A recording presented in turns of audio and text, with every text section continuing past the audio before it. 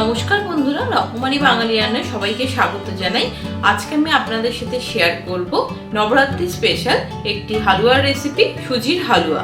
এটা বাড়িতেই থাকা কিছু উপকরণ দিয়ে খুব সহজে তৈরি করে নিতে পারেন, আর এটা আপনারা এমনি যে কোনো সময় তৈরি করে নিতে পারেন, ব্রেকফাস্টের জন্য বা বাচ্চার স্কুলে টিফিনের জন্য।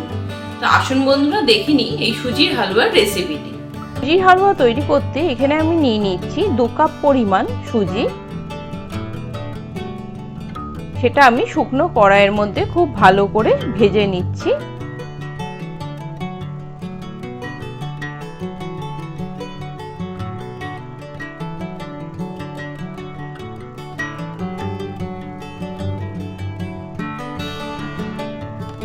খুব নেড়ে চেড়ে ভাজবেন যাতে এটা নিচে পোড়া না লেগে যায়, এবং একটু লাল করেই ভেজে নিতে হবে।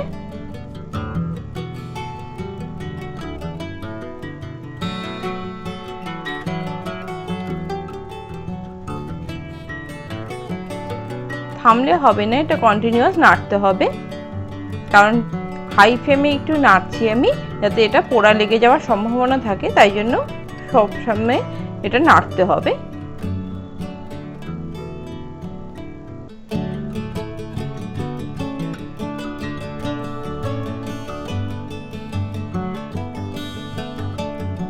খুব ভালো করে ভাজা হয়ে এলে, লাল হয়ে আসলে আমি এটি একটি পাত্রের মধ্যে ঢেলে নিচ্ছি।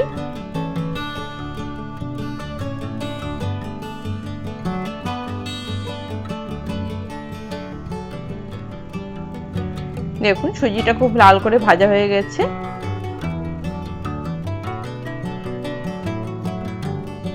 এরপর আমি কড়াইতে দিয়ে দিলাম 2 চামচ পরিমাণ ঘি। তার মধ্যে কাজু কিশমিশ ধুয়ে রেখেছি সেটা আমি একটু হালকা ভাজার জন্য দিয়ে দিচ্ছি। এটা দিয়ে একটু ভালো করে নেড়ে নেবেন, নেড়ে নেড়ে একটু 1-2 মিনিটের জন্য ভেজে নেবেন। এতে আমি এবার দিয়ে দিচ্ছি একটি তেজপাতা। তেজপাতা দিলে হালুয়ার গন্ধটা খুব সুন্দর হয়।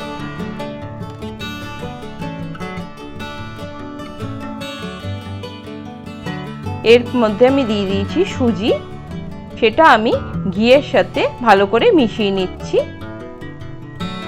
এই রেসিপিটা আপনারা যে কোনো উপোসের সময় করতে পারেন, এবং এমনি সময়ও বাচ্চাদের করে দিতে পারেন। খুব তৈরি করে নেওয়া সহজ।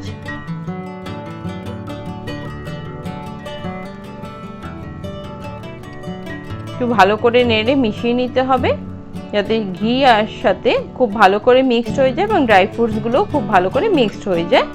দেখুন খুব ভালো করে মিশে গেছে। এটা মিশিয়ে নিলে কিন্তু সুজি আর দলা পেকে যাওয়ার সম্ভাবনা থাকবে না। এবার আমি এতে দিয়ে দিচ্ছি 1/2 কাপ পরিমাণ চিনি। আমি একটু বাতাসাও দেব, তাই জন্য আমি চিনিটা একটু কম দিচ্ছি। আপনারা যদি বাতাসাটা স্কিপ করেন, তাহলে আপনারা একটু চিনির পরিমাণ বাড়িয়ে দিতে পারেন। বাতাসা দিলে এটার রংটাও খুব সুন্দর আসবে।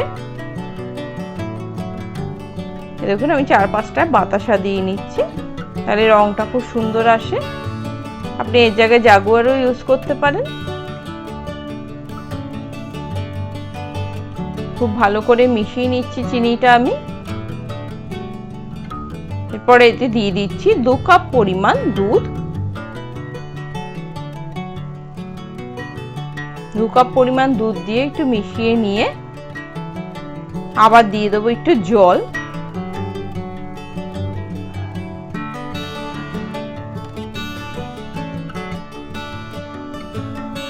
আমি এখানে দিয়ে দিলাম প্রথমে 1 কাপ পরিমাণ জল। সেটা আমি মিশিয়ে নিয়ে যদি প্রয়োজন মনে হয় আবার জল দেব।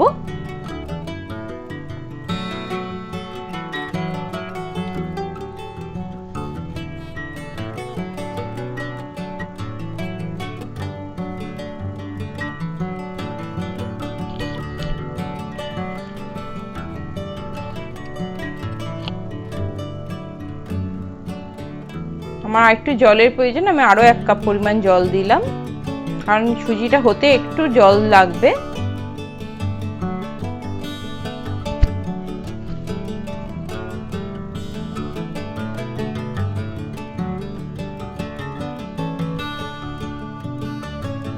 এবার কিছুক্ষণের জন্য অপেক্ষা করব সুজিটা তৈরি হয়ে যাওয়ার জন্য। 2-3 মিনিট পর দেখুন সুজিটা রেডি হয়ে গেছে। আমি একটু নেড়ে নিচ্ছি। এবার আমি দিয়ে দিচ্ছি এলাচ গুঁড়ো। এলাচ গুঁড়োটা দিয়ে একটু মিশিয়ে নিচ্ছি।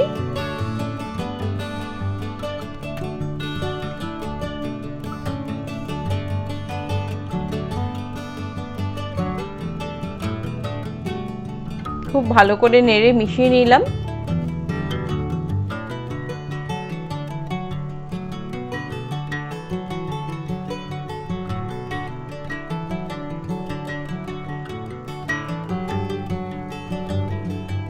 এরপর এতে দিয়ে দিচ্ছি উপর থেকে আমি 1 চামচ ঘি।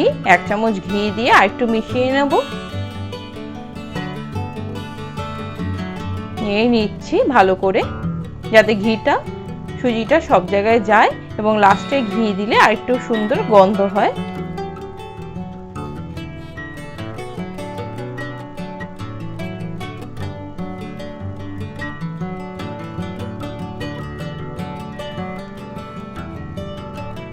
তৈরি হয়ে গেছে সুজির হালুয়া। তো বন্ধুরা, রেসিপিটা আপনারা কেমন লাগলো অবশ্যই কমেন্টস করে জানাবেন। রেসিপিটা ভালো লাগলে অবশ্যই লাইক এবং শেয়ার করতে ভুলবেন না। নতুন বন্ধুদের কাছে রিকোয়েস্ট করব চ্যানেলটিকে সাবস্ক্রাইব করে নেওয়ার জন্য।